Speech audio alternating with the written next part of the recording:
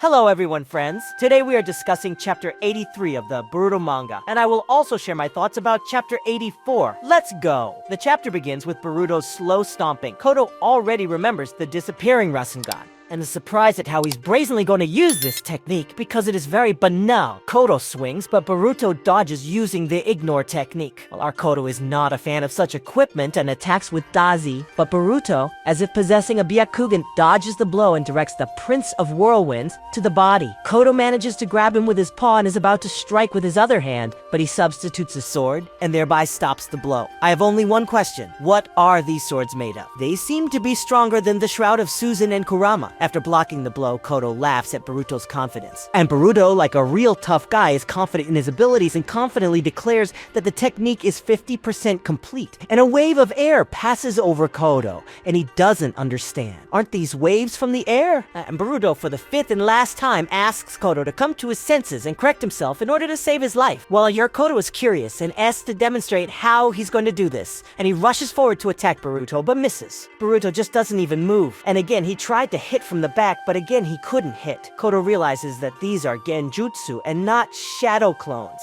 They are something else. Boruto, as if teleported, takes him into his body with his technique and sends out waves. And finally, we were shown his Prince of Whirlwinds technique, and Kodo flies away but successfully lands on his feet. Ida states that this technique is simpler than she imagined. Damon answers her question. The ground shook while performing the Prince of Whirlwinds technique. This technique uses the rotation of the planet. Boruto is surprised at how Kodo is able to stand after such a technique, and Kodo gets angry again and doesn't understand why this rotation is happening. Boruto asks to feel it properly because this is the retribution of the planet that he was going to destroy. But how does the new technology work? The chakra of the planet, Rasengan, absorbed its rotation. The power that runs through Kodo's body will never disappear, just as the rotation of the planet itself will never stop. The rotation effect is almost endless. It will be interrupted if Kodo's life ends or if the planet itself miraculously stops. However, Boruto has inherited his father's will and can cancel the technique if he so desires. And a choice is given. Remain silent and die, or talk about finding the 10 tails and live like a hero of the leaf. But Boruto's therapy is interrupted by Kawaki, who tries to attack him from behind. And what a loser he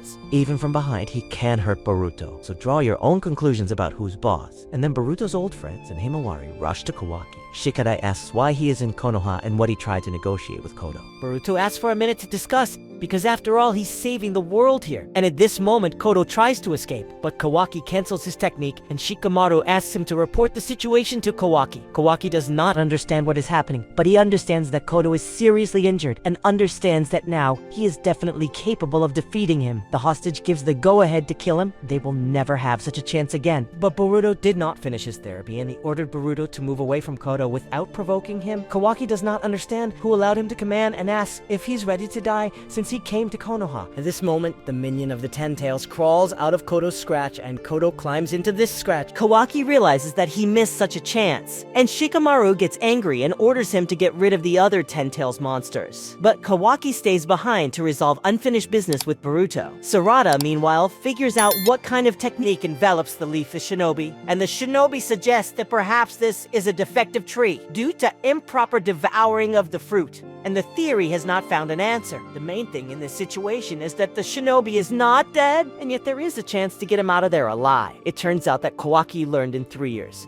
counting to 3, and brags about his achievement to Boruto. He also appreciates his cool design and asks if Sasuke Uchiha adopted him, as if he doesn't understand that they couldn't submit an official request to the adoption authorities. But Boruto does not pay special attention to his brother's low intellectual stuff and is glad that he saw him. He is also glad that everything is fine with Himawari. And Kawaki again asks the question of why he decided to come to Konoha. If he decided to die in his native village, then he will fulfill his wish.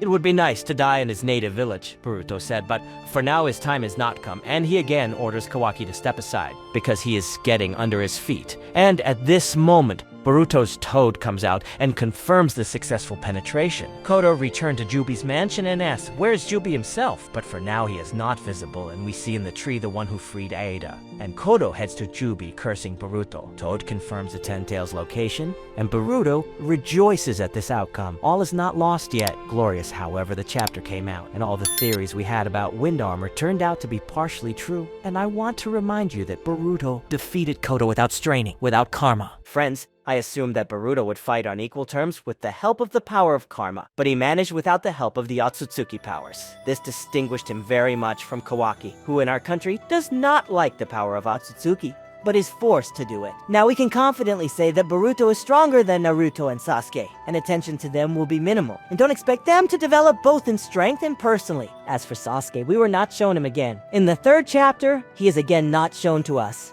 I've just come to terms with the fact that Sasuke is not one of the current characters in Boruto. Regarding Boruto's new technique, it is very similar to the technique of the main character in the 7th part of JoJo. The main character has brought his nails into endless rotation, but Boruto's technique works until it becomes a planet itself. Thus, his technique is still not infinite, and he himself can stop him of his own free will. By the way, Mitsuki did not appear at all in the battle with the minions of the Ten Tails or to protect Kodo, and Sarada, instead of the battle, helped the Leaf Shinobi. Although there is nothing to complain about here, she is, after all, not a cold-blooded killer, and I do not intend to condemn her action. Understand, not everyone is such a monster, but I really hope for the development of Sarada as a combat unit. Most importantly, I hope Boruto teaches Kawaki and Kodo a lesson, and that Sasuke Uchiha finally returns to the page. And so, if you liked the video, and if you want to see more content, subscribe to my channel and watch my other videos, and together, we will wait for the release of new chapters of the Boruto manga. Well,